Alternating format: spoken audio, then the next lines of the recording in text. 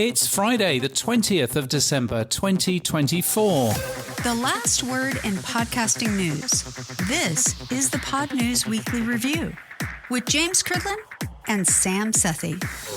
I'm James Cridland, the editor of Pod News, and happy Christmas from me. And I'm Sam Sethi, the CEO of True Fans, and a happy new year from me too. In the chapters today, Apple Podcasts has some new features. You can now launch your promotional campaigns on Spotify for video. Tune-ins, tune-out, Podscribe, one ranker to rule them all, and a company from Italy trying to take $7,000 from podcast directories for just listing 6 shows. Plus... Hi, it's Jessica Cordova Cramer, CEO and co-founder of Lemonada Media, and I'm coming on later to talk about our big year, everything that's happened in 24 and everything that might happen in 25. I'm Claire Waite-Brown, and I'll be talking later about my new podcast called Podcasting 2.0 in Practice. I'm Russell Harrower, the CEO of Podthon, and I'll be on later to talk all things secureRSS, Podthon, and what is the future for radio. They will, and we'll also hear from Jeremy Mani from Podthon about his event next March. Now, next week, we have some special shows, don't we, Sam?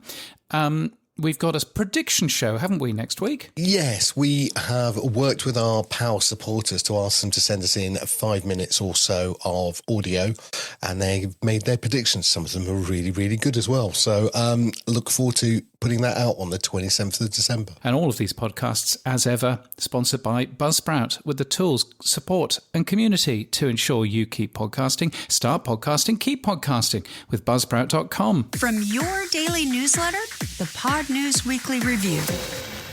James, let's kick off the show. Earlier this year, Lemonada signed up Meghan Markle and David Duchovny, and it caught my eye. It was back in February, and I thought, we should get them on the show. And even last week, they did something quite interesting as well, James, didn't they? Yeah, they did. They have been signing more and more people. So Gretchen Rubin Media last week, which is a big writer in the US. And yesterday, they also announced another signing as well, Talk Easy with Sam Fargozo, who is switching from Pushkin to Lemonada Media as well. So they seem to be having a time of it, don't they? They do. So, it's taken us a while to get to Jessica Cordova Cramer, who's the CEO and co-founder. And I started off by asking her why they signed Meghan Markle and what was in their thinking there. It's been a wild year, Sam. We've been working with Meghan on bringing her show Archetypes to the masses, and it had a phenomenal launch. It feels like 16 years ago now. We brought that show out to Apple listeners and out beyond Spotify listeners, and the reception has been warm and wonderful. And we had a great time working with Meghan on that and her team. And Spotify was a dream come true as well. So it was really a lovely experience across the board. And our creative team, our marketing team is deep in the weeds with the Duchess now. And we'll share more in the new year about how that's going. But it's been a really wonderful experience. She's brilliant and hardworking, and the first person to be on every single call. She's really just fabulous. And yeah, we've been rocking and rolling all year long. Similar timeline. We brought Pod Crush to the network, and Penn and Nava and Sophie have been phenomenal to work with. The show has been rising and just getting such incredible talent on it. And it's a darling of brands and agencies as well. Of course, David Duchovny's series came out in May, and we had planned only 20 episodes with David. He just texted me yesterday and was like, we just did 31 because it's just been going incredibly well. Alec Baldwin just came on. They had a fabulous chat.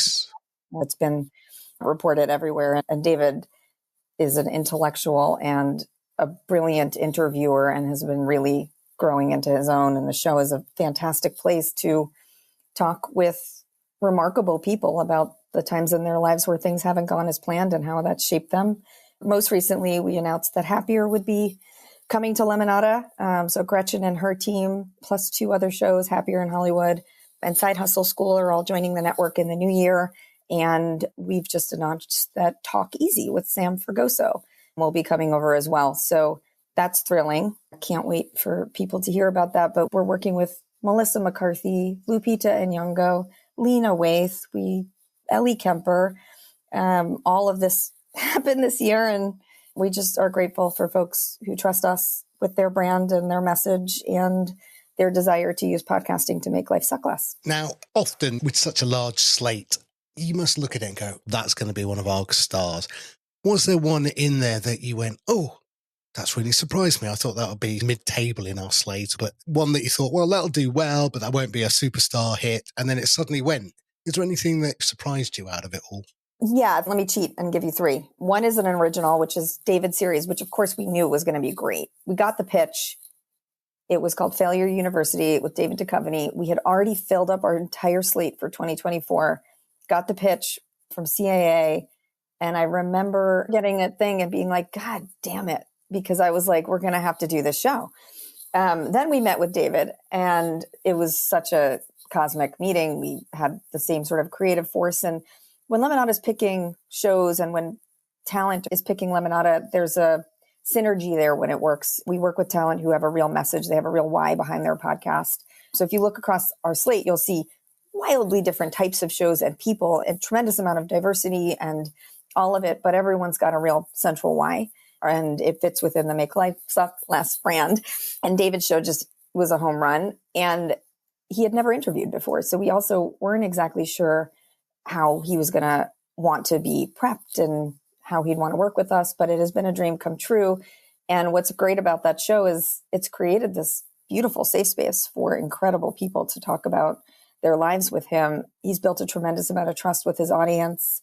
We had Gillian Anderson on a few weeks ago, and shortly after the election, when I think everyone was, regardless of their politics, just looking for escape, then we basically broke the internet with that episode. And then we just had Alec Baldwin on yesterday. So I think that show has been a dream come true from behind the scenes all the way to storming People magazine and just being a topic of conversation for folks and being a beautiful podcast. It's won awards already. It's been thrilling. The other two I'll quickly mention, we brought on a show called Pack One Bag that we did not make. And it's an ad sales and distribution deal for us. And it's a beautiful series about one family's escape from fascism in Italy right before the breakout of World War II. It's been taking every award that it has been entered for. And my guess is it'll be a TV show at some point. It's phenomenal. David Modigliani made that show and we were just so lucky to get to work with them.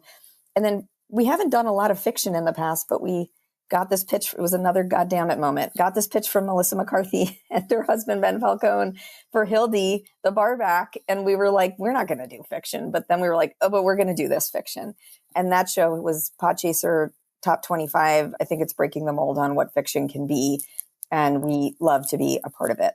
So those are the three I'd mention. Now, look, This American Life put out a note saying that they're going to struggle with ad revenue. They're seeing a massive drop off in the amount of ad revenue they're getting. Where is it with you? A couple of things for us that differentiate us from more traditional media. One is we have to be nimble. We have to assume the worst every week. We have to plan for an environment that is ever changing. Stephanie and I launched this company in September 2019, months before a pandemic. We bootstrapped, we put our own money in, and that's how we got the company off the ground. We got a small advance from our sales support network at the time, Westwood One, and hired a tiny team. And then COVID hit, and then it was wild election after wild election in the middle of a pandemic and global wars, strife, protests, you name it. We have been running this company in the wildest of times. And there has not been a precedented day since we started it, and let alone like the industry stuff from iOS 17 to media consolidation to the impact of the world news on the advertising industry, which we know are hand in hand. So we actually have a staff meeting later talking about this with our team. We constantly have to be in a conservative environment as business leaders and as the people who are responsible for our staff and our talent. And so I think we go into 2025 with the same level of careful planning as we went into 24, 23, 22, 21, and probably 19 as well. It's hard to remember.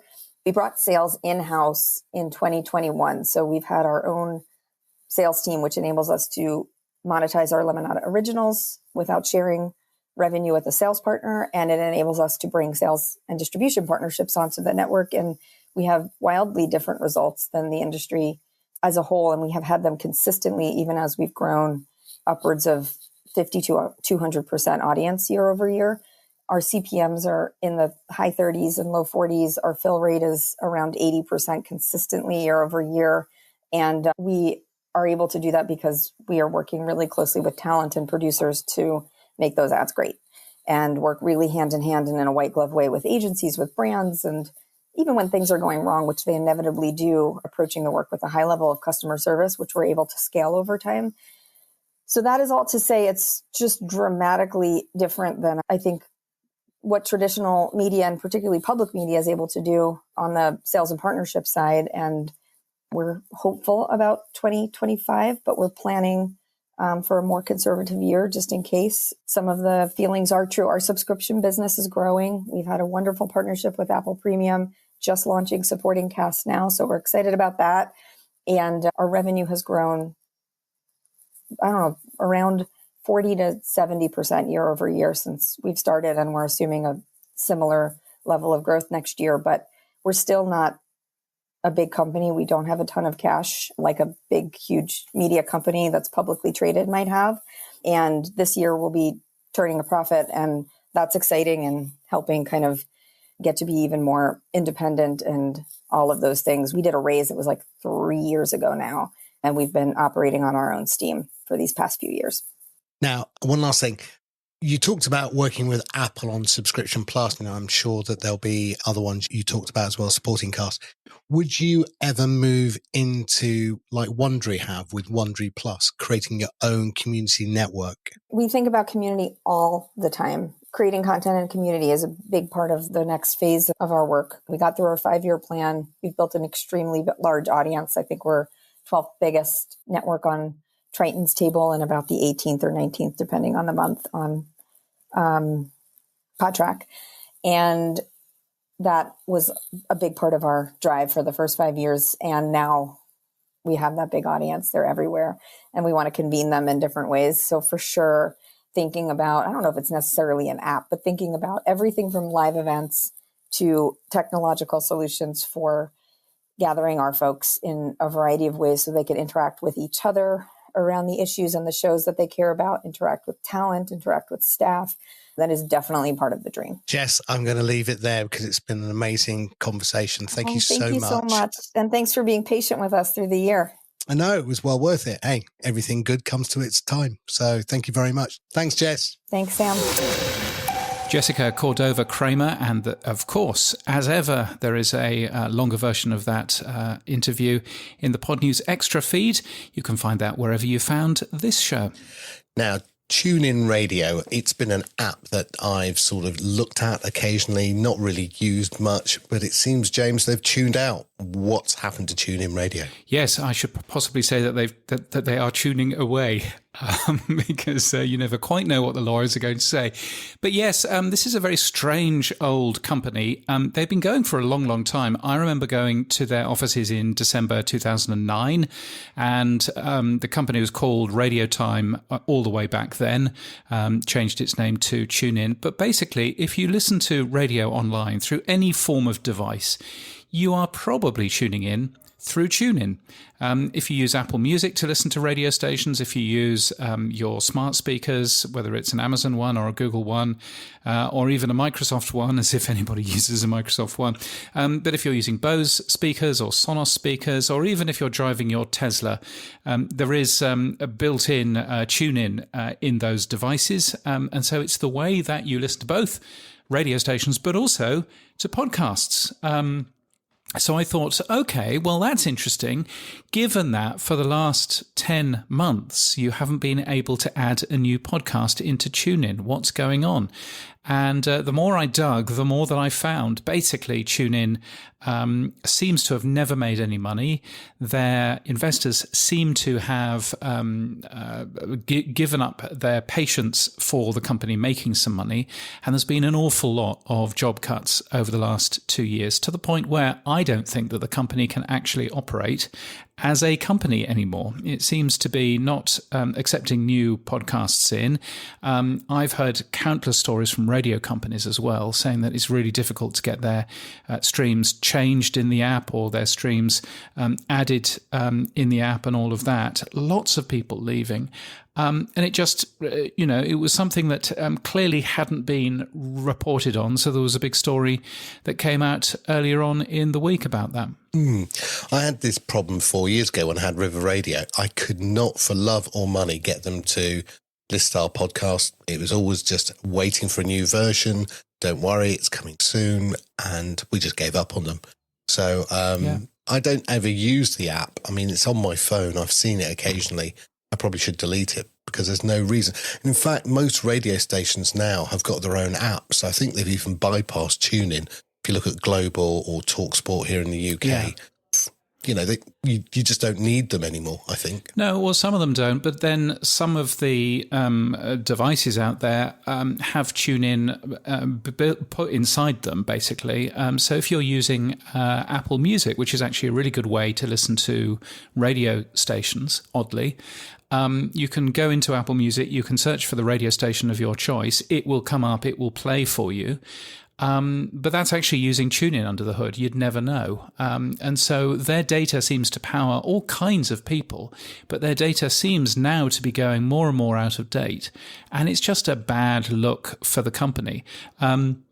I contacted the CEO and I said, I'm contacting you from the Pod News newsletter. I'd really like to be able to, cover something that's basically saying, oh yes, we'll have that form up and working, in the next 3 weeks or something.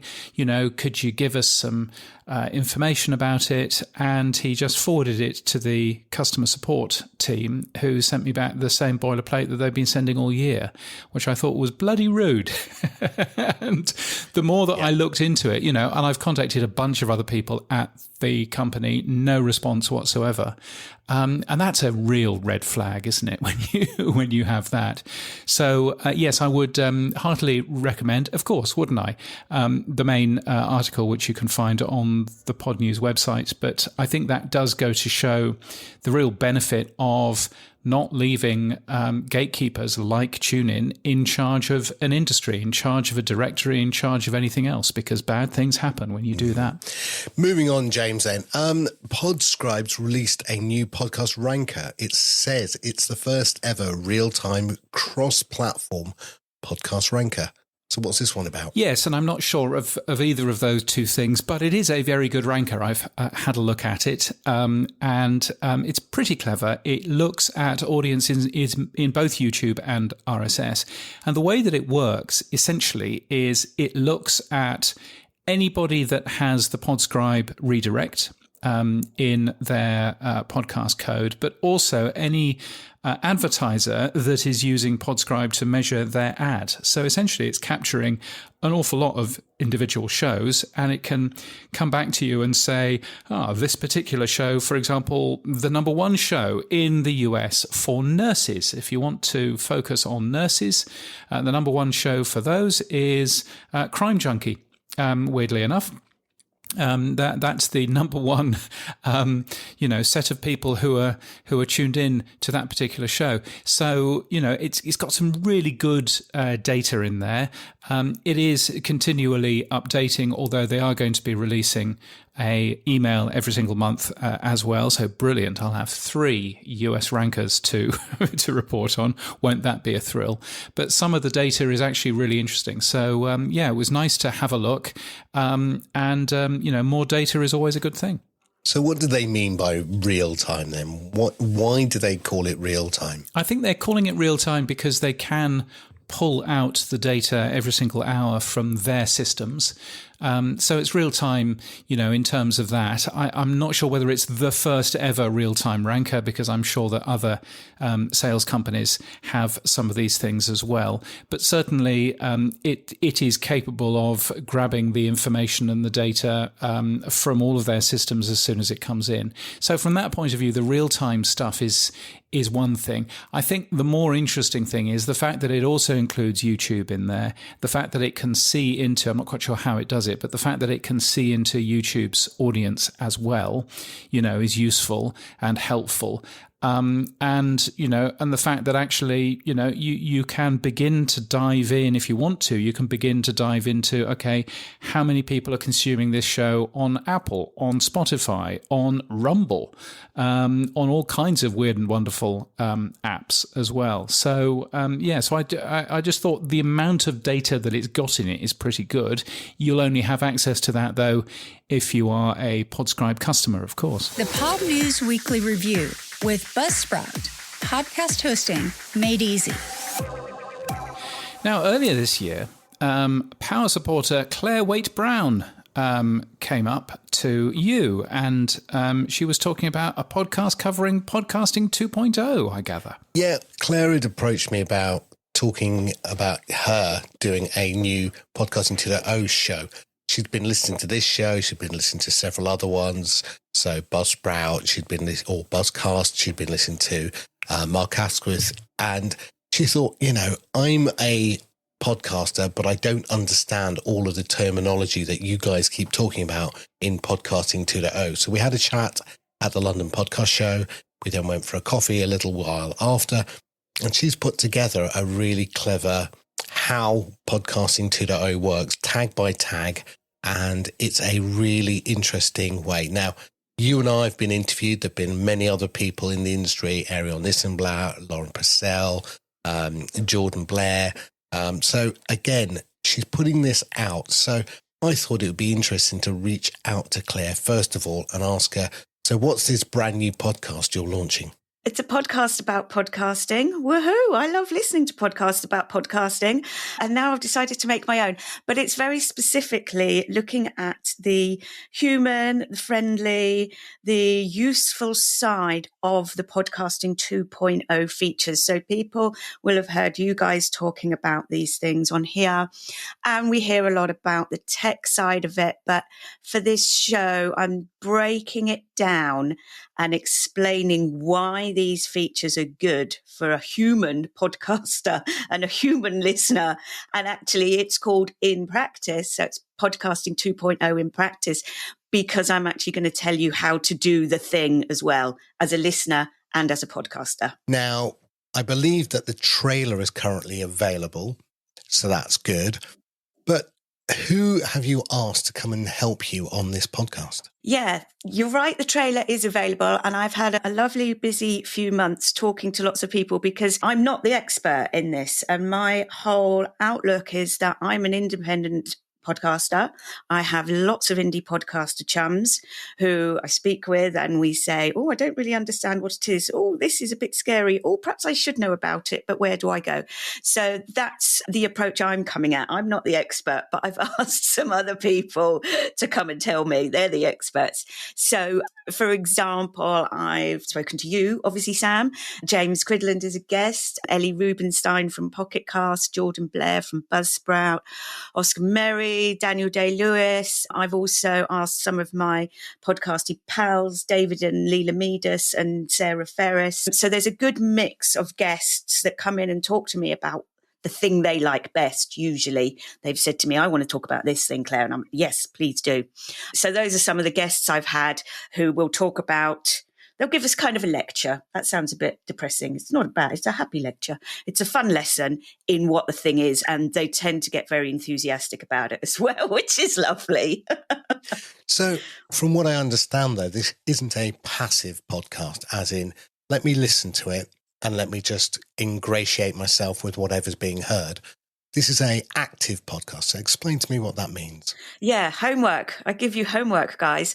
The thing is, I can hear lots of people talking about how wonderful a certain feature is and then go, okay, but how do I do it? How do I find this? So that is exactly what I've done in here. You know this, Sam, but for my day job, I edit illustrated nonfiction books, and it's something I've been doing for very many years. So I've actually planned this whole course as I would plan one of my books. So I've even got a flat plan where I'm looking at the chapters, as in book chapters, how they should be ordered, so that the idea is you follow the episodes in the correct order. You start at number one, because what I say at number one relates to number two, and they all kind of relate as we go along. And as you learn a bit more and get to grips with it, then we get on to some of the features that might seem a bit more challenging. Actually, they're not when you come and listen to them. So the homework, once you've had a lesson from our expert, I pop on again and say, right, let's do this. Let's go and find some apps that support these features. And then I help you. I give you links a bit further down the line. Once I get into chapters, I do actually use photography on the chapters to physically show you how you can do some of the things on some of the apps or with some of the hosting companies. So you learn what the lovely feature is, then you go and find it. And as podcasts, I would also tell you how you can set it up with some of the hosts that support things. So yeah. And then I've called it extra credit. You can give yourself some imaginary extra credit if you listen to some of the extra episodes, which some might be a bit about the history, some might be a bit about the future and what to expect going forward. So yeah, there is interactivity, and I don't expect me to be doing all the work. I expect you to be doing the work as well.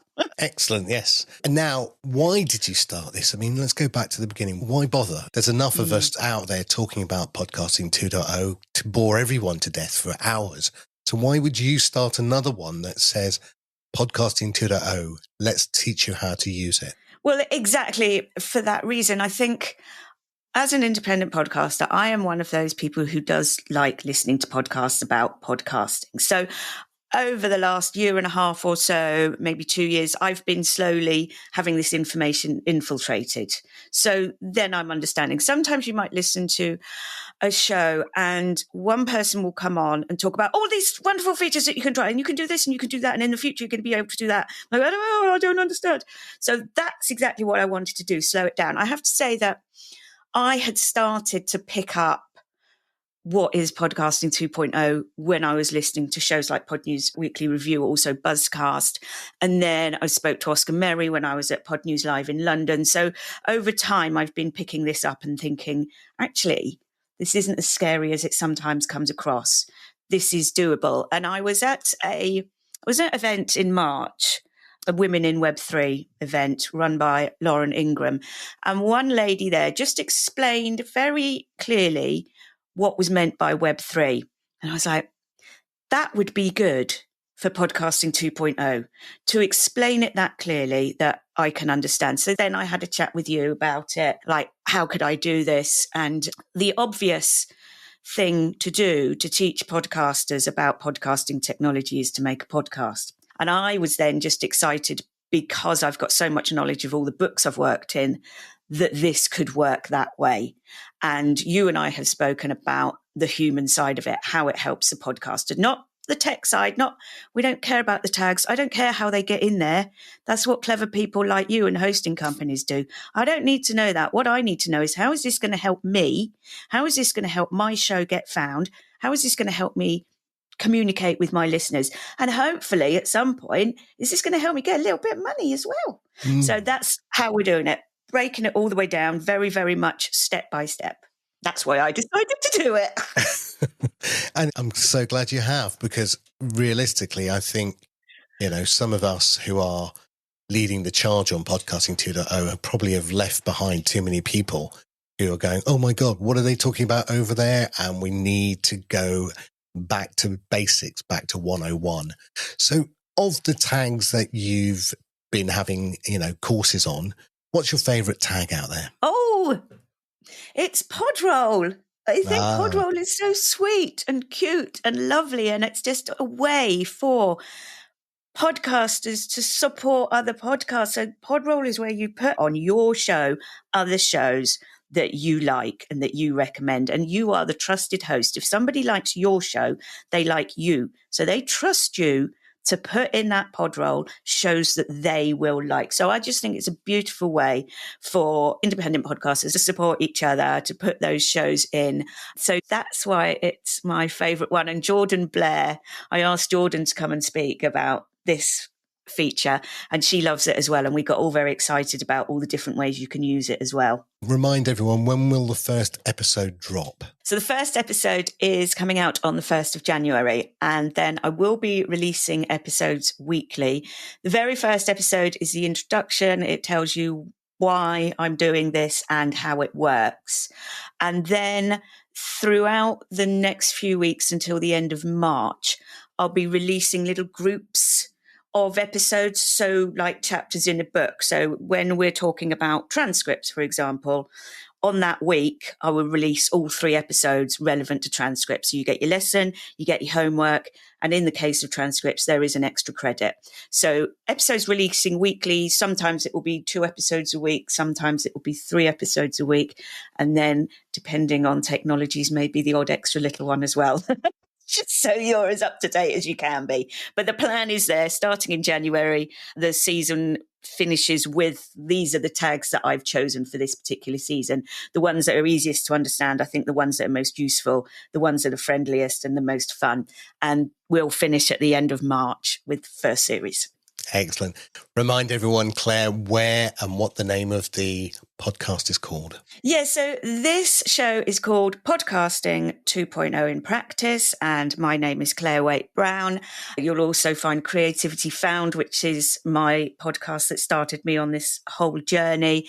And over on Instagram, I do have a Podcasting 2.0 in Practice Instagram account. I will be creating a web page to go with this show that features a bit more information about our guests, information about where you can go, like hosting companies, apps, AIs that can help you with your transcript, that kind of thing. So that will be at creativityfound.co.uk/podcasting. So the 2 of those are together. Yeah, but Instagram wise, there is a Podcasting 2.0 in Practice as well. Excellent. Claire, congratulations. Thank you for doing this. Thank you so much. Thank you for asking me on to tell you all about it. You're very welcome. Claire Waite-Brown, and there's more of that in the Pod News Extra feed. From your daily newsletter, the Pod News Weekly Review. Now, shall we go around the world, Sam? Yes, we should. Now, we should start in Italy, James, because I think you've got a really interesting story that you've been sort of, I guess, being a journalist, right? You're doing proper journalistic work and you've spotted a company. Yeah, for once. I didn't want to say anything more. Now, you've spotted a company that has done, well, let's say, doing something a little bit shady. What are they doing? Yeah, so this is a very strange old thing. There are lots and lots and lots of collection agencies popping up in Italy because of recent changes to European law, so much as I can understand. And this particular company is trying to sell itself as, we will keep your podcast safe. No one will be able to copy your podcast. No one will be able to make money from your podcast. And so that, on the face of it, sounds like a pretty good idea. And so quite a lot of people have gone, oh, yes, please. Thanks very much. And they have signed up with this particular company. This company now has a number, although not very many, podcasts signed up with them. And they have started sending podcast directories invoices, basically saying Italian law lets us charge, lets us license these podcasts out. These podcasters have signed with us, and we, under perjury of Italian law, we would like €7,000, please, because you are listing these shows in your podcast directory. And I thought, well, this isn't really how podcasting works, is it? It's not really the thing. And I went digging into, they never contacted the Pod News website, but they did contact a couple of other people. And I went digging into what the company was saying and digging into some of the claims that they were making. And basically, I'm sure that they believe that they are running this all legally and above board, but it's not how podcasting works. And if you want to earn money out of your podcast, then the way that you do that is you put that behind a paywall. You use Apple's premium subscriptions. You use, whatever new and exciting thing TrueFans is working on this week, however you end up doing it. But what you don't do is you don't do this weird and random idea of using a collection agency to go chasing companies for payment. And payment for what? This is what I couldn't quite work out. Even if you don't make any money from advertising, you don't make any money from user signups and things like that, they will still happily charge you an amount of money. So it's just very bizarre. The thing, though, that I found most interesting is they've got 3 partners on their website, and they are big companies in Italy. One of them is a company called Podstar, which makes shows.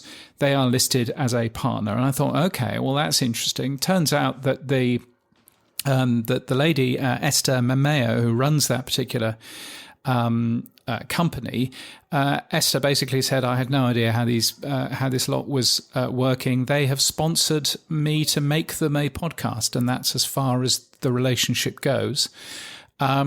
And another set of people, Assipod, who are the Association of Italian Podcasting, I contacted them, and they came back and they said, we have no partnership. They're using our logo without our authorization. We have already contacted them to remove that logo, and it's still there. So what can we do? So a fascinating company.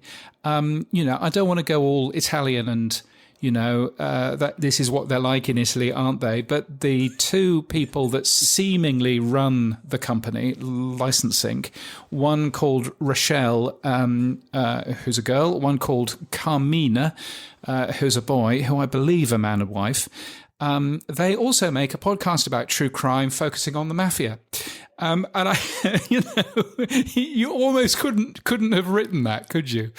But no. It's a proper racket, essentially. And so hopefully by covering it, and by getting a quote from a lawyer for podcasting, hopefully that will help other people that get these spurious invoices, and they will know to at least take a look at it and go, I don't think you deserve any money at all. Now, talking about investigative journalism, the BBC World Service has been investigating Diary of a CEO with Stephen Bartlett, and it's accused them of spreading fringe theories and harmful health information. What have they been doing, James? Well, so the way, I don't know if you've seen the Stephen Bartlett stuff recently, but he seems to have all of a sudden moved away from business leaders and all of that sort of thing, and seems to have focused a bit more on health and, and looking at cancer and looking at, polycystic ovarian syndrome and autism and all kinds of things. And because presumably that does really well with the YouTube numbers, and all of that. The only concern with all of that is that actually, at the end of the day, what he is doing is he's getting some people on who they have slightly fringe views, shall we put it that way. Mostly, the BBC says, spreading misleading claims. Some of the stuff, curing cancer by your diet is not a thing. It's just not a thing. And and so they did a big hit piece. Now, I would say they've done a big hit piece on a piece of audio which is clearly getting an awful lot of people tuning into it that the BBC does not do. So therefore, of course, they would do a hit piece on a competing piece of audio, wouldn't they? But even so, I think it is worthwhile watching the video that the World Service made, or read the BBC News story about it, and actually just think, well, does it make perfect sense here? Yeah, Flight Studio have said it's merely freedom of expression. And now this is where I thought we would have a broader conversation, because the IAB published their creative best practices in podcasting recently with a set of examples of host reads, pre-rolls, brand segments and others. And I noticed that on YouTube, on Goalhanger with Rest is Football, they've got labeling now that says this includes paid promotion. And we've talked in the past about should podcasting now have labeling around it? And there's a proposal from Daniel J. Lewis in the Podcasting 2.0 to do that. But again, nothing's really come of it. And I think the worry we have, and this is where I'm not quite sure what to do next, but you and I have come from a radio world where Ofcom very clearly has regulations what you can and cannot do on radio. TV has very much the same thing. US media has the same thing. And I noted, obviously, and everyone else in the world noted that, the last election in the US, was maybe not swung by Joe Rogan, but Roganomics seems to be something that seems to be talked about now as this thing that, Trump won because he went on and Harris didn't. But if the podcasting community is now becoming the mainstream media, does it require regulation? Does the big shows like Diary of a CEO, Call Her Daddy, Joe Rogan, etc., do they need to be, regulated? And I can hear Adam Curry now literally rolling on the floor having a heart attack, because that is, the antipathy of everything that he believes in. But is the fact that they're putting out information that may be slightly spurious, or at least certainly not the mainstream belief from experts, then what should we do? Yeah. How can we control this? Well, and also, is it harmful? And at the end of the day, some of this stuff is harmful. I mean, at the basic side of it, if you are trying to cure cancer by ignoring your doctor and instead making sure that you don't eat any gluten, I mean that's you will get iller and iller. That's what the evidence says. So so that's begins to be the concern, that you're not just spreading a point of view which not very many people hold. You are actually being directly harmful to the people that are listening to you. And I think that crosses a line. I mean, it's one thing spreading ideas and freedom of expression and everything else. It's another idea actually actively trying to kill your audience off, because that's not a good plan. So, but I think, I suppose on one side of this, quite a lot of the regulation is actually there on podcasting. It's just not done by a media regulator. It's done by a trade regulator. So the FTC has views on how you promote sponsors and things like that in the US, and whether or not those promotions are truthful. And there are similar bodies here in Australia, in the UK, and so on and so forth. It doesn't have to be a media regulator.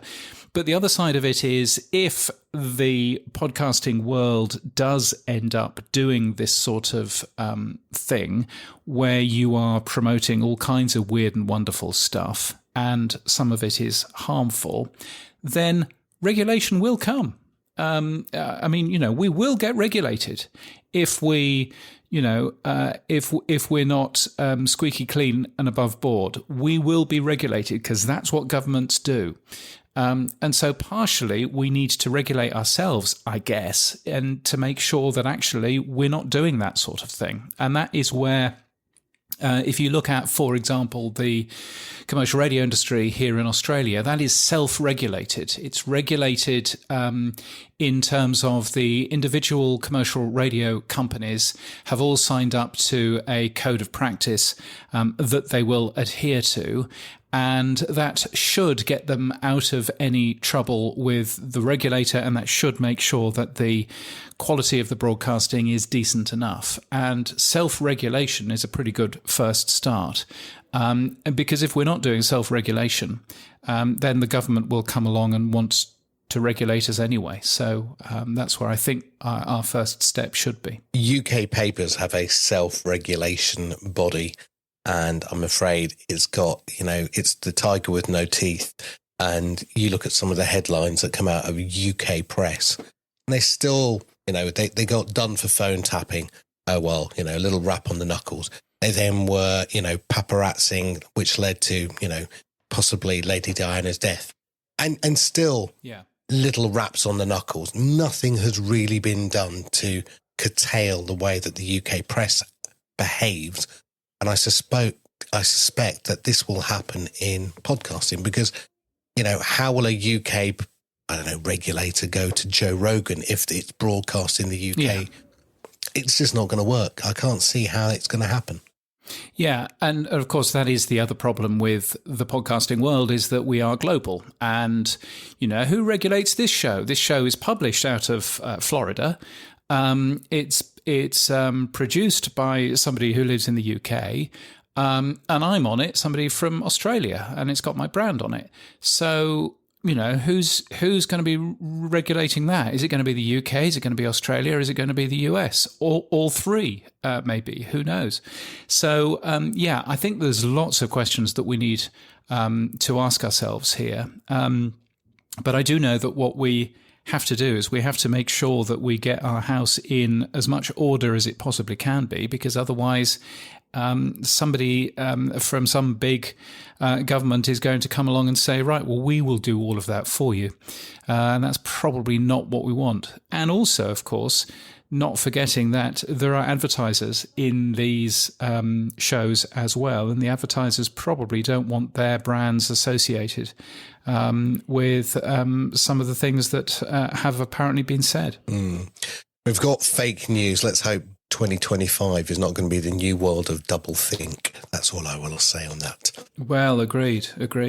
Now, on a more positive note, we talked sadly about some competing newsletters in the podcasting space going away in 2024, but we had some good news in 2024 as well. There is a new European podcasting online newsletter. It's called Eurowaves. Again, their first issue was launched. Did you have a look at it at all, James?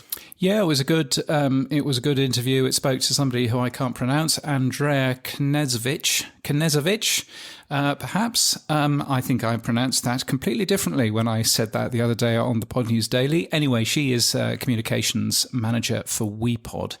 But Andrea Koskai is the editor, and she'll be on this very show in the new year. So a good booking. And if there's one thing that I've tried to be doing over the last 7 years or so, it's to point out in a polite sort of way that podcasting is a thing in other countries apart from the United States of America. And one day the Podcast Hall of Fame will learn that too. But certainly, that's a good thing. So you can sign up to Eurowave, and we look forward to hearing from Andrea in the new year.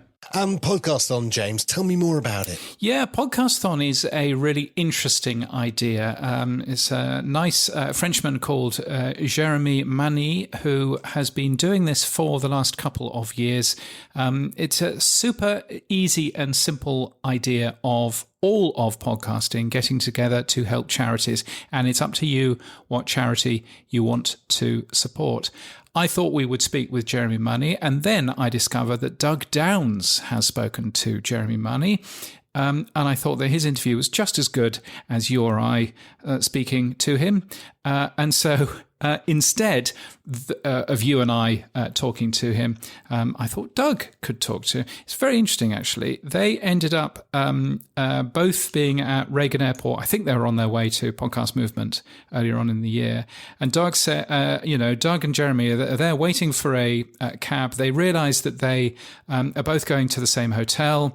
Jeremy says to Doug, what do you do for a living? And Doug says, I'm a podcast producer. And then all of a sudden, Jeremy dives into what Podthon is all about. Basically, the idea there is to convince as many podcasters as we can to dedicate one episode of their show to a charity of their choice in a coordinated effort, all together simultaneously, to create a mass effect, to create a ripple effect of positive and inspiring audio content. So you need to imagine that next March, probably around 1,500 podcasters worldwide will release one episode featuring a charity of their choice, so highlighting a cause that they care about, and they do that all together, so that will create this effect. So that's what is Podthon, just to raise awareness. There is no money at stake, no financial engagement. We just ask podcasters to offer the mic to their audience. That was my first question in the cab, was what's in it for you? And you were saying, look, I've just gotten to a point where I can do this.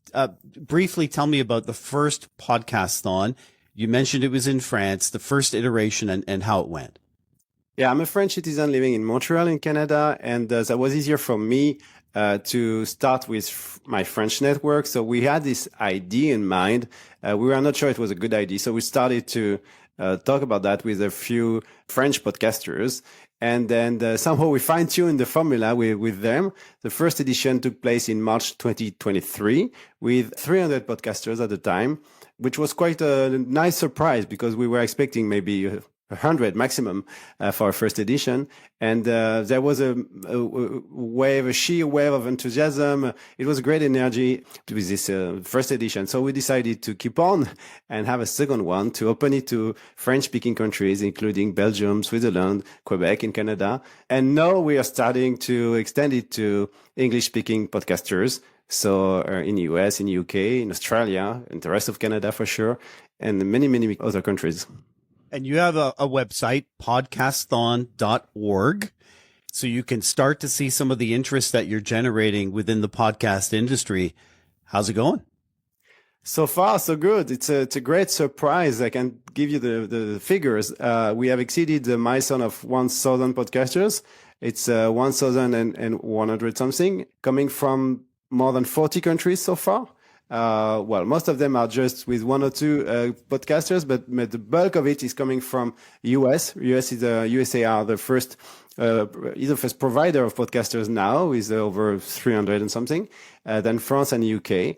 So it's a great surprise to see that, and a relief too, because we were not sure about the success of this initiative elsewhere than in French-speaking countries. So yeah, a lot of enthusiasm from fellow podcasters in US, in UK, in Australia, in South Africa, in many countries. We have podcasters from New Zealand, from everywhere in the world. So that's really amazing. Every day, many more are coming. In average, 15 per day, new registrants. So that's great. Probably we will exceed 1,500 podcasters in March. Fantastic. And that's what podcasters can do right now, is go to that website and register. And that's simply indicating, I'm going to do this. Third week of March, right? 2025. Exactly. That's a very straightforward process. It takes probably 90 seconds. Just have as podcasters to fill the form, giving us information about the name of your podcast, your cover. You just have to upload your cover, a few details about the URLs of your podcast, and also, for example, your social networks, a short description, the one you can have on Spotify or Apple Podcasts. You don't have to figure out something different. And from there, we will display your cover and your details on our website. So anyone now can go on www.podcasts.org and see that's a public list of registered podcasters. They are all there, either in French or in English. You can choose, and you have the full list. And we would be pleased to have yours if you are listeners. We could have yours in a few minutes if you can take those 90 seconds. Perfect. And I mean, we've seen this on social media, right? You and I are both in Canada. And for example, there's Bell Let's Talk Day, which is a mental health awareness day. And everyone gets on X or gets on Instagram and they use the same hashtag. And different countries have different variations of that. With podcasts, it's a little bit different. I like to think of social media as wide, but not very deep, right? Because you spend a few seconds at most engaging. Yeah. Podcasts, maybe not quite as wide, but awfully deep, because people are having 20, 30, 40, 50, 60-minute conversations. Exactly. Why does it work for podcasts, do you think? Yeah, I mean, we figured out that podcasting is probably the best medium to convey emotion, to tell stories. I mean, you guys, podcasters, are great storytellers. And that's on the one hand. And on the other hand, all those charities, wherever in the world they are, whatever the causes they are supporting, could be very large NGO to very local charity, they all need to connect with a larger audience. They all need to enlarge their circle of supporters. And when I'm saying supporters, I mean potential future donors, potential future volunteers, or whatever else. And when you're asking for donation, it's really rare that anyone is, saying, okay, yes, I will do it right now. Especially if you don't know the charity. It takes time, to check if it's a serious charity or to connect emotionally with this charity. So through a podcast episode, and as you said, it could be 1 hour. I mean, you have 1 hour of nuanced speech, you can go into details. You can introduce your challenges. You can introduce whatever you're doing on the ground. And at the end of the day, at the end of the episode, if you are listeners, something will remain, a memory, an emotion. And the next time you will hear about this charity, or maybe because you would have subscribed on their social networks or on their newsletter, you will be much more connected and maybe keen to either donate or share the content, or why not becoming a volunteer. So that's what I'm saying, enlarging the circle of supporters, and they need that. Third week of March, any podcaster, any charity of your choice, any format. A lot would be interview format, but it doesn't have to be. It could be solo stories. For example, I've lost both my best friend and my mom to cancer. My charity of choice is going to be cancer. We'll do an interview, but it could be a solo episode telling those stories. So that would be the 15th of March, it's mid-March, from the 15th of March to the 21st, a span of 7 days during which any podcaster can release their episodes. Could be so Monday or Tuesday, whatever the day you pick up. And yeah, the format is completely up to the podcasters. Most of the time it's an interview with a representative of a charity, but we are open to any kind of format. You mentioned a solo at the mic, could be also an audio report. We had that a few times during the first edition, meaning you take your mic and you go directly on the ground with a charity, and then you interview people there, and you mixing just like you would do on the radio, for example. So as you understood, the concept is to raise awareness on charity, and you can unleash your creativity. You can do whatever your talent is, do whatever you think is best for you as podcaster and for the charity you want to promote. Thanks for your time, Jeremy. I'm glad we shared that cab. It was my pleasure. Doug Downs and Jeremy Manny from Podthon, and you can find more information obviously at the website, and we are a media supporter. Moving on then, James, awards and events. What's going on around the world? Where are we going to have to book our tickets to next? Well, I'll tell you where I am going next. I'm not going to Podfest Expo, which is in Orlando, along with the United States Hall of Fame from the 16th to the 19th of January. Indeed. I won't be going to that one. Nothing against it. It's just that I try not to travel in January. There is a free virtual event on January the 14th and 15th. It's Lower Street's Brand Podcast Summit, which you should sign up for. It's free if you're interested in anything to do with branded podcasts there. There'll be some new research from Signal Hill Insights. There'll be people from the New York Times and Morgan Stanley and all kinds of people, which is worth a thing. There's On Air Fest, which is in Brooklyn in mid-February, with all kinds of very big speakers. That's a very creative type of event going on there in Brooklyn. And Evolutions is, of course, happening from Podcast Movement towards the end of March, beginning of April. And that is in Chicago in the US, or just south of the main downtown area of Chicago. I've been there, seeing if I can find a nicer hotel other than the one that we're staying at, and I don't think I can, but I've just booked the flights, so that should be fun. The tech stuff on the Pod News Weekly Review. Yes, it's the stuff you'll find every Monday in the Pod News newsletter. Here's where Sam talks technology. There's all kinds of stuff going on, isn't there, Sam?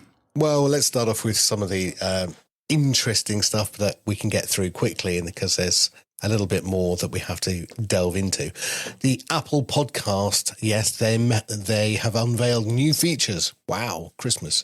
iOS 18.2 is out, and it's got new categories in your library that will give you personalised recommendations. Have you tried it, James? I haven't tried it, to be honest. No, because I'm not that interested in what an app tells me as a personalised recommendation. I always find that the curated recommendations in there are pretty good anyway. But yes, the one thing that Apple Podcasts do say is that make sure that your primary category is accurate, because that will really help the algorithm. Essentially, you will appear next to shows that you should be appearing next to, rather than shows that you shouldn't be appearing next to. So there's a thing just worthwhile keeping an eye on. Spotify for video is also, they've made some changes to their self-serve advertising platform, which is called Spotify Ads Manager. And now you can advertise on it in video as well as in audio. There used to be this product called Spotify Podcast Streams, which was a method of basically advertising your audio podcast to people who are using Spotify. Now it's just called Spotify Streams. They've taken the podcast word away there as well, and it deals with video. Interestingly, podcasters using it have apparently seen increases in audience of 13%.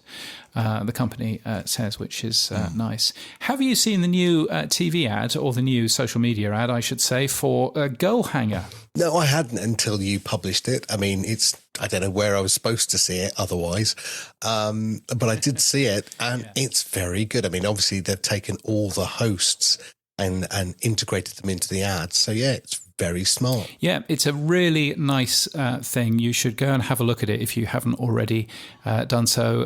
You'll find it if you just do a search in Pod News for Girl Hanger. That, by the way, that page did incredibly well. I have a new dashboard that I look at every single day. I wrote myself a dashboard. There's a thrill and an excitement. And yeah, I've never seen page views like it. But yes, it's a really smart thing and worth a peek at. Interestingly, it is being, I think, part paid by Spotify. They use the phrase in partnership with Spotify, and it's very much a listen to these shows on the Spotify platform, and it shows lots of people using Spotify to listen. So I'm imagining that it is part paid for by the Spotify platform. But yeah, they're very, very good ads, so it's worth a peek. Did you just say video drove higher engagement? Did I? I did. Well, maybe. Well, saying, yes, but I mean, but you know, a story all about a new video ad, and I did link to it by saying, "Is this the best ad for a podcast company ever?" Which I have to say, I think it is. Yeah, no, it was very good. Yeah, apart from the fact that it doesn't use the word podcast. Doesn't it? I'll have to go back and look. Oh. No. Well, maybe that's because Spotify doesn't want them to use the word podcast. Maybe you might think that. I couldn't possibly comment. No, so who knows? But no, it's a really good ad. So hurrah for them.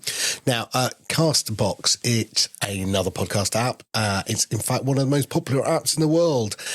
It now has a new monthly podcast recommendation from techn Media. Seems everyone's bringing out recommendations, James. Yes, recommendations are a good thing. And obviously techn Media know a thing or two about good shows and things. I think the question that I would have is it going to be clear which of those podcasts are techn Media clients and which of those podcasts are just shows that people from techn Media like? Because I know that they do promote both. But I hope it's going to be very clear if a client has got a slot in here. But I think any clever podcast app will be doing those sorts of integrations with editorial folk that understand what a good show is, to keep people using that app and to bring them, in. So I thought that was a very clever move. Now, moving around the world to Australia again, hosting service Podthon has announced a partnership with Rakuten Kobo. It's enabling Podthon's audiobooks to be published directly to Kobo Books, which is quite cool. Russell Harrower is the CEO of Podthon, and he's been working on a new technology as well called secureRSS. Now, what is secureRSS? It's a way of protecting the content owner's feed, their RSS feed, James. And it uses a technology called L402, which we don't need to get into here directly. But what is the problem, I guess, secureRSS is trying to fix? Now, I'm going to pose this to you, James. If I gave you an RSS feed with an MP3 file in the enclosure, could I just simply copy and paste that MP3 file to anywhere I like? Yes. So the RSS feed is just a menu, and it points to the audio. And yes, with an RSS feed, you can just download that audio and post that wherever you like, or do whatever you want with it. Right. So that's what we call open RSS. And the problem is audiobook providers, certain music artists and maybe film producers do not want people to be able to take an RSS feed and have full access to the content by being able to copy and paste it anywhere else they might like. So the idea of secureRSS is very simple, that you put down what's called a pre-image, and a macaroon is basically a token. You put a pre-image in a macaroon? You've lost me already. Yeah. What do small French cookies have to do with any of this? Exactly. But basically, it's a token. So what happens is you then. So if I buy something. Yes. Then I can access the audio file or whatever it happens to be inside the RSS feed. But if I don't buy it, then I can't actually access the audio. That's correct. And I should have said it from the beginning. But the big thing is that if you then copied that MP3 in a secure RSS feed and try to use it elsewhere, it would not work. And that's the key point. Right. Because you have to fundamentally unlock that macaroon, and that's a token. And you can only do that once you have paid and you have a confirmation that you can unlock it. So it's a way. When I spoke to Greta Cohen at Pushkin Industries earlier in the year for this podcast, and I said, hey, you've got audiobooks. Why don't you put them into Podcasting 2.0 and send them out and da-da-da? And she simply said, well, no, because people just copy it. And and the answer was, we want to charge so much for an audiobook. We don't want to be pay what you want, and we want to make sure that our content is protected. And so this hopefully is one way that we can now get people like Pushkin Industries and other audiobook providers to use RSS, but also to make sure that their content is secure and safe. So Russell from Pod2 has been doing a little bit of this, and I gather that you ended up speaking with Russell. Did he mention small French cookies as well? He might have done. I've tried to keep him away from that as well. But he did happen to also mention little things like Bolt 11, LNURLP, and the Olby Hub. So if you're into understanding what this technology is all about and want to know more, then listen to this interview with Russell and I talking about secure RSS. Look, we love open RSS, but there's a fundamental problem with that technology. And that is, if I'm a podcaster that wants to do a bonus episode and charge for that bonus episode, we've made it a little bit too easy to access that MP3 file. So what secure RSS does is we put a layer of like a payment method in between accessing that MP3 file. So we use a technology called L402. You can get information about that at l402.org. And it basically, in a nutshell, is a macaroon and an invoice that goes to the podcast player. You pay that through the podcast player, they get the unlock key, and then they send that unlock key back to us. And voila, you have access to that MP3 file. Apart from that macaroon, it sounds very simple. So it's standard RSS that's delivered to a podcast player from a host, and I can then click on the buy button, I guess, or some sort of button. That then sends a token back to you that there's a confirmed payment, and you then unlock that file for me to play and listen to. Now, is that going to work for what type of content? Audiobooks, I guess, is one, but is that the only type of content? No, absolutely not, Sam. It's not just audiobooks. We're looking at doing TV shows, movies, music, and also you've got podcasters who want to do that bonus episode. So that's one of the beautiful things about Pod2 is once we develop a product and technology, we will roll it out to all of our clients. But we already have a model called value for value that's been introduced to podcasting. And that's the idea of the user paying what they want for the content that they receive, the value they receive. Now, can't we just continue with the V for V model with audiobooks and films? Isn't that just the easiest way without having to put all this extra technical secure RSS on top of it all? As much as I would love to say yes to that question, V for V has its place. I'm not saying it doesn't. However, a TV show costs a little bit more than 50 cents to make, and an audiobook as well. When I pitched the idea to some publishers, they're like, as long as I get to charge what I want to charge and I still make my money, then I'm fine. So there is the want out there from the community of creators who want to be paid fairly for their work. And I think that's the difference. Value for value is a gift, a donation. For us, it's about paying for art. And that is what we all do at the end of the day. We create art. And one of the biggest things that we've noticed at Pod2 is there's a lot of AI bots scraping our data and scraping our creators' data. So we will be really advocating to our creators to go secure and use secure RSS technology. It may also mean that they don't charge for it. We've got F402, which is a method that we use with a select number of players that they can unlock content, and there's really actually no real-time currency coming to us, but they can unlock the key that way. So there is technology still being developed and worked out, but F402 was designed for fiat transactions where, let's say, true fans, for example, someone pays for an audiobook for, let's say it's $20.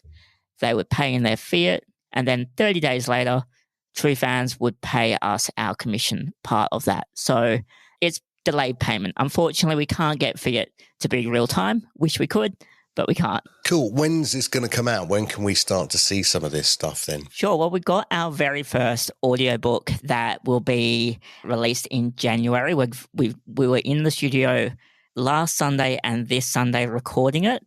So it's up to me to edit this great book by Scott Patrick Michael. It's called Clean. It's by our very first publisher that signed with us called Upswell Publishing.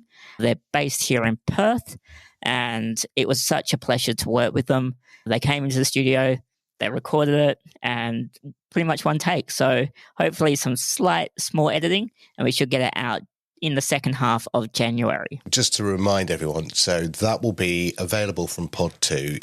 It'll be in an RSS format. Podcasting apps that support secure RSS will then be able to add a buy button to the page on their app. The user will click the buy button. It'll tell them the price in both Sats and fiat. And then the user chooses.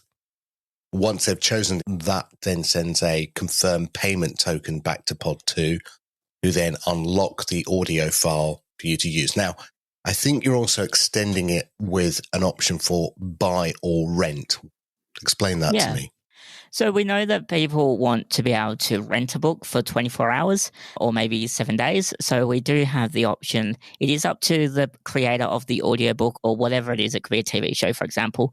They will have that available in their dashboard on Pod2 to say whether they want a buy option or a rent option. The advantage of going through a podcast player is that the creator gets to keep 100% of their recommended retail price. That is really important because Terry Ann, the owner of Upswell Publishing, she literally said to me on Sunday, there's too many people taking money from the middle. And if I can get around that, I will. So that's one of the really good things with Pod2 and True Fans is everyone wins. Clearly, True Fans gets a kickback. The creator gets to keep 100% of their earnings.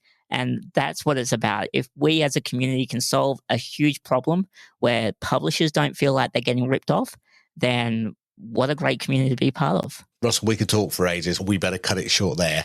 Russell, remind everyone if they want to find out more about secure RSS, where would they go? Sure. So you can head over to Pod2, that's PODTOO.com. You can jump onto LinkedIn, search me, Russell Harrower, or search Pod2, send us a message. And look, jump on to Mastodon. I'm on there as well. Lovely. Russell, thank you so much. Look forward to seeing secure RSS out in the wild. Thanks, Sam. There's the excellent Russell Harrower from Perth, Western Australia. They're different people over there. And if you want to hear more of that, then the Pod News Extra is your friend. That's our additional podcast where you can go and find the longer version of that particular show as well. James, now, one of the things that we've wanted to do within podcasting is making it more interactive, and comments is one way that happens. There is a tag called the Podcast Social Interact tag that was brought out, but it's not really been used much. Now, you've had a look at this again. What have you come up with as an idea to make comments much more useful? So I took a look at the Social Interact tag, and one of the problems with the Social Interact tag is that it's desperately trying to be everything to everybody. And the way that you would read any comments in your podcast app would be to have a look in the social interact tag, and you'd find, for example, an activity pub link, so Mastodon or whatever it is. And so your app would be expected to understand how ActivityPub worked and go and look at the comments and try and do quite a lot of hard work, it turns out, in terms of grabbing all of the specific comments from a particular URL for ActivityPub.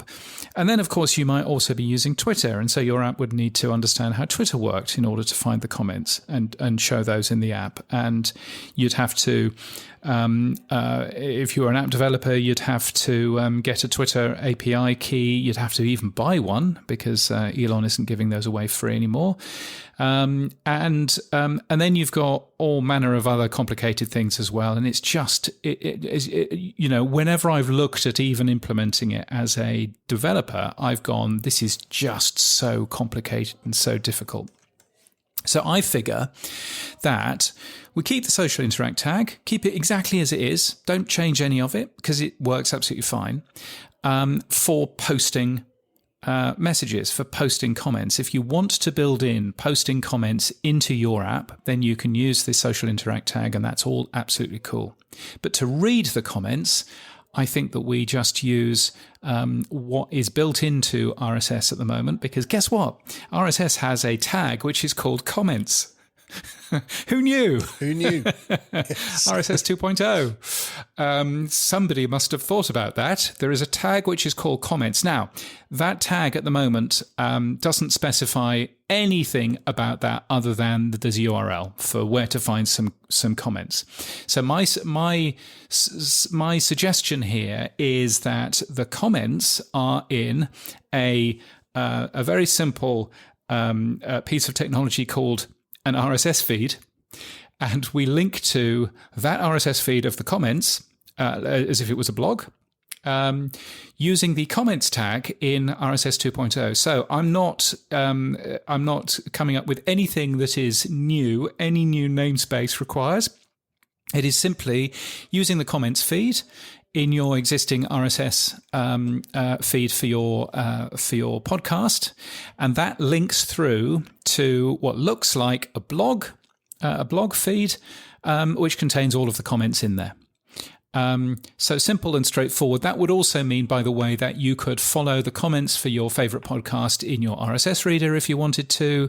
It means that you could do all manner of exciting things. Now, Russell, who we've just heard from, he came to me and he said, well, that's all right, but I want to at least mention the app where someone has left that comment from. And I said, well, that's cool. We can do that because RSS 2.0 also has the source tag. And the source tag allows you to do exactly that and say, this is the source of this particular comment. So even that bit works. And it's amazing what you find once you actually delve into the RSS 2.0 spec. And you go, oh, we can do all of this anyway without having to reinvent any wheels. So that's my theory. Is that the social interact tag is used if you want to interact with that podcast. But if all you want to do is just show the comments, then the podcaster, however they do it, produces an RSS feed that contains comments. And it might be comments from the Fediverse, it might be comments from YouTube, it might be comments from all over the place. That's all fine. That's all absolutely fine.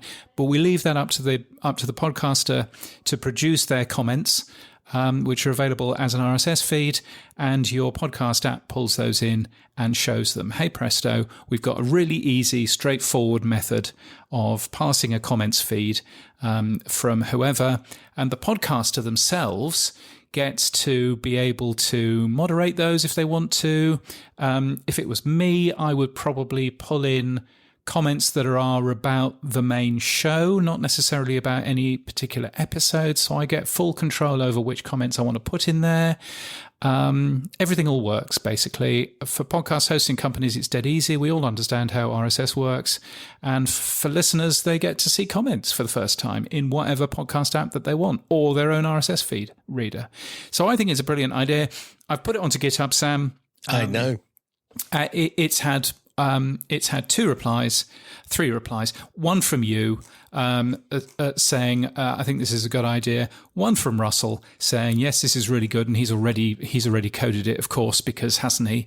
And one more as well from Stephen Bell, who has said, I've always thought this is how comments should be handled. But apart from that, nothing else. And I think if I was asking for anything, I would say, hello, Dave. Hello, Adam. You've always wanted cross-out comments. Please, could you have a look at this? What are we supposed to do to move this forward? Yes, that was my sort of thought. I don't know whether you've had any other thoughts since because I posted the original and I was using JSON, and I suddenly realized, what's the point of using JSON when you can actually just get away with just using an RSS feed? So yeah, I'll be honest and say, no, I haven't had any further thoughts, just because I've been doing secure RSS. Yeah, you've been doing something else. Yeah.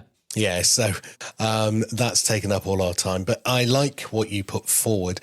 I mean, it's you went through 2 iterations before you got to the final. Actually, we can just do it through the original. I'm still struggling in my head, but that's just because I haven't spent any time as to how you aggregate those comments from different points of view into a single point. So in my little brain, I'm thinking this is very similar to the way that you might have a tag that then points to another file. So we do pod roles and publisher feeds and that. Okay, that uses remote items. It's not the same format, but it is a pointer to another file. Yeah, so it's a pointer to another file, which you can then have different caching rules on. You can then do different things with. And I think, yeah, to your point, how you make that RSS feed of comments is up to you as a podcaster or up to you as a podcast host. So you may only wish to support a comments form on your website. Well, that's cool. You can do that. Support a comments form on your website and pull those into an RSS feed. You might want to write something or use John Spurlock's magic library that does all of the activity pub for you, and that's cool too. You can combine all of them if you want to, or you can just use one way of getting comments in. So all of that is really up to the podcaster or up to any enterprising third party that wants to make that comments feed for them. But I think, all of that is there and ready and waiting. So I'm thinking it hopefully takes all of the complication away, particularly if you are a podcast app developer and all you want to do is just show comments. Well, what could be easier than just passing an RSS feed? So hopefully that should hopefully do the trick, one would hope. I mean, Russell's coded up something called Boostergram Live Server, which is basically allowing you, like True Fans and Fountain as an example, to publish a comment to a central point, and then using the episode GUID, we could then look at what comment was published from one or the other apps and then bring it back into the other app. So aggregating cross-app comments that way. This, again, I will do, but I need to look at this more. How could we get the comments that are currently in True Fans to a format that would allow it to be aggregated? That's the fundamental goal. It's that aggregation part. Absolutely. I think using the existing tag is smart because we're not reinventing the wheel. But and by the way, there'll be no reason why somebody couldn't use that existing comments tag, point it to True Fans, and just say, if you want to leave us a comment, leave it on True Fans. I mean, that you don't have to aggregate more than that if you don't want to. So. So I think there's definitely something there. I mean, I'm almost thinking this is using pure RSS 2.0. I'm almost thinking, do I dare wake Dave Weiner up and say, Dave, I've come up with this brilliant idea. But he'll probably ignore me. But I think that there's definitely something there, but I would love more eyeballs on it. So it would be good if there were more eyeballs out there, I guess. Boostergrams and fan mail. on the Pod News Weekly Review. Yes, it's our favourite time of the week. It's Boostergram Corner, and also where our power supporters live as well. And just as a reminder that Sam and I share anything that we get from this particular show, it doesn't go to the other 427 people who work on the Pod News newsletter. I wish that was the case. So what have we got? We've got some boosts. First of all, if you don't know what a boost is, if you are using a new podcast app, there is a big button there which is marked Boost, where you can send us a small amount of money and a little message. And one of the people who has done that is Silas on Linux, who has sent us 100 sats and says, I don't even think switching between audio and video is an uncommon use case. I do it constantly with YouTube on my phone. I will admit that's a fine reason to ignore the MP3 enclosure, though, especially considering that they don't know what dynamic insertion stuff you do on the audio file. Still, I would prefer it if they also supported alternate enclosure, but now I get it. Yes, indeed. I think Sam was exactly of the same thought last week. So, yes, it's a technological problem that somehow we need to solve, I guess. Now we had 1,000 sats from the pod sage himself, Dave Jones. He says, I don't understand Markle taking the funding feature out of Overcast prematurely. It was already built. If Apple rejected a future release on those grounds, just take the feature out then. Why do it ahead of time? To date, Apple have never rejected a podcast app for including this.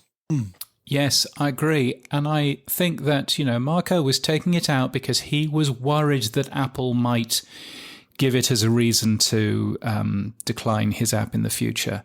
And I think that was the point that Marco was trying to make there, that actually people are doing things not because Apple has told them to do, but because they think that Apple might tell them to do that, which is a very strange old thing, isn't it? So, yes, I completely agree. I mean, it's sad that not very many people used it. But on the other hand, I would guess that there wouldn't be too many shows that actually had the links in that particular format. So, so there is always that sort of side of it as well.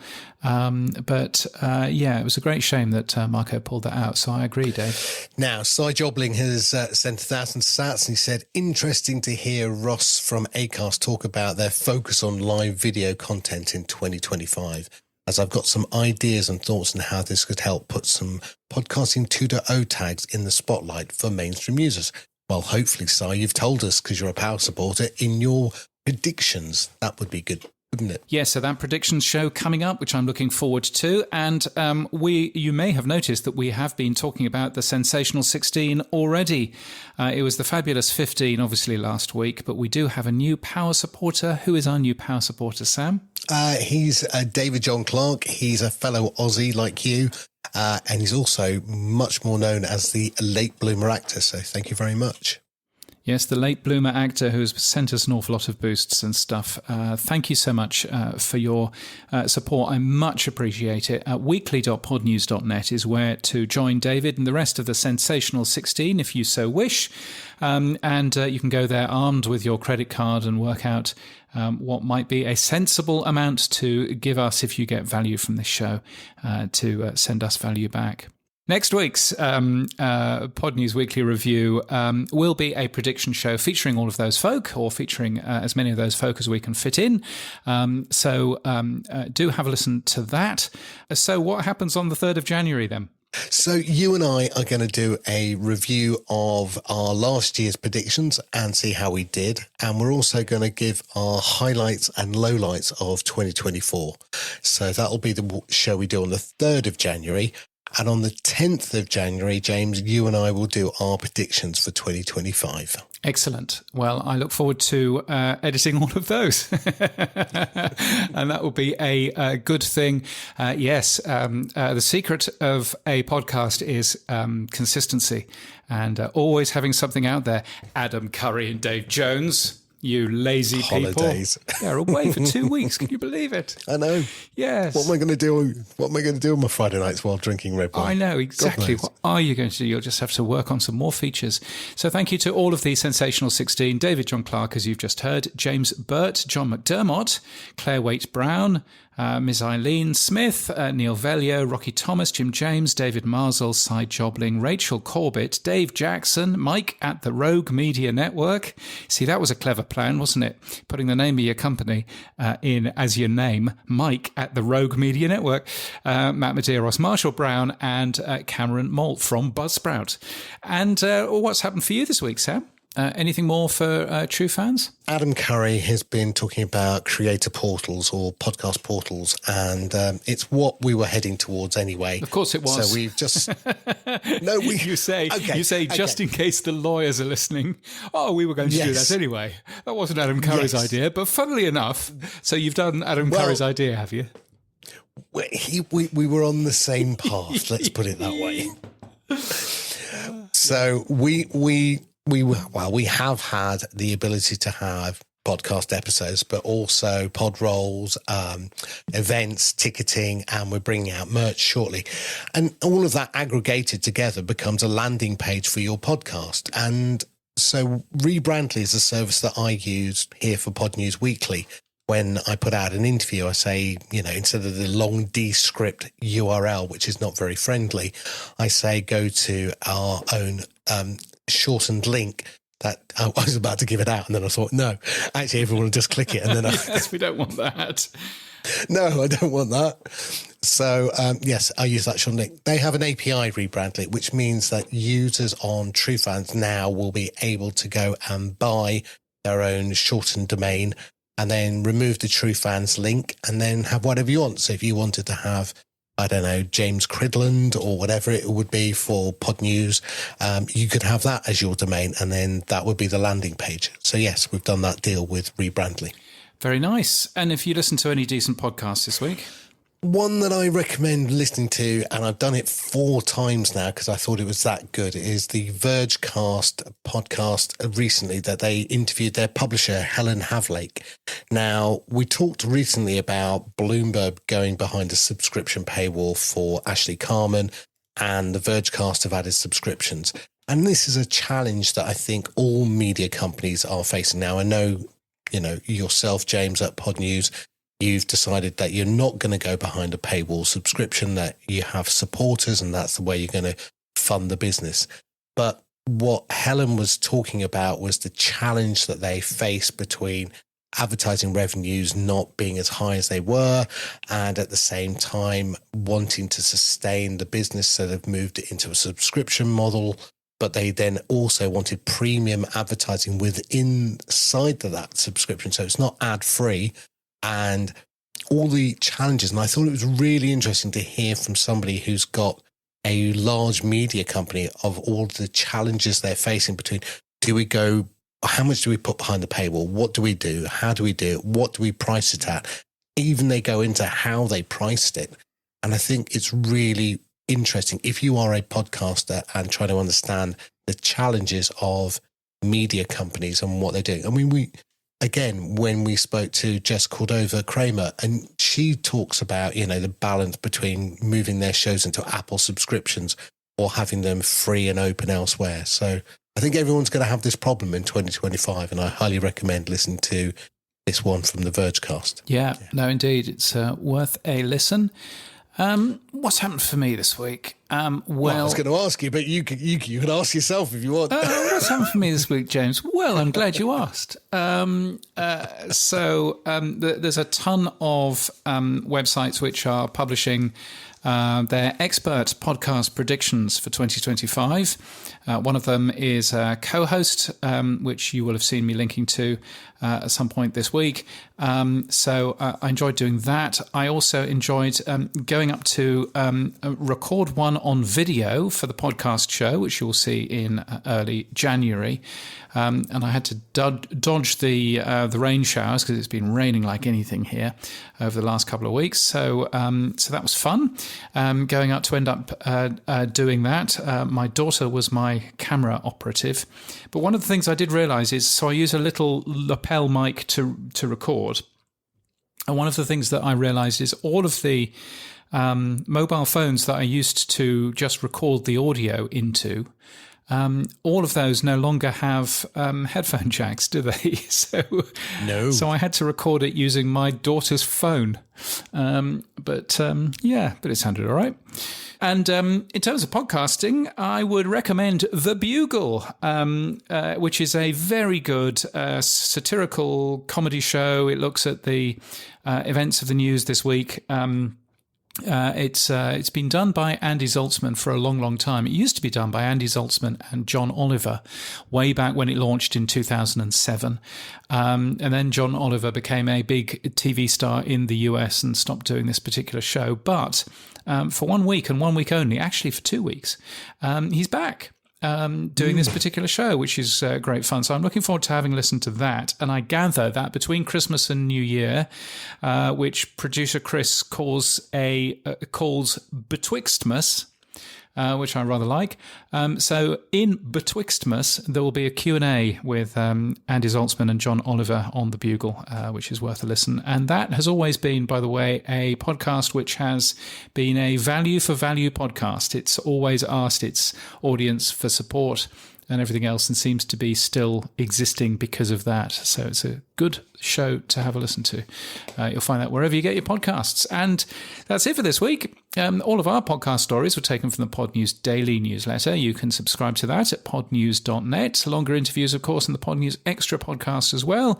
And you'll find those wherever you get your podcasts. You can support this show by streaming sats. You can give us feedback using the Buzzsprout fan mail link in our show notes. And you can send us a boostergram or become a power supporter like the Sensational 16 at weekly.podnews.net. Our music is from Studio Dragonfly. Our voiceover is Sheila D. We use CleanFeed for our audio. We edit with Hindenburg.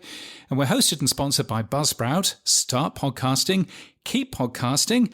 Have a great Christmas. We'll see you just after Christmas with the first of our prediction shows. Get updated every day. Subscribe to our newsletter at podnews.net. Tell your friends and grow the show. And support us. The Pod News Weekly Review will return next week. Keep listening.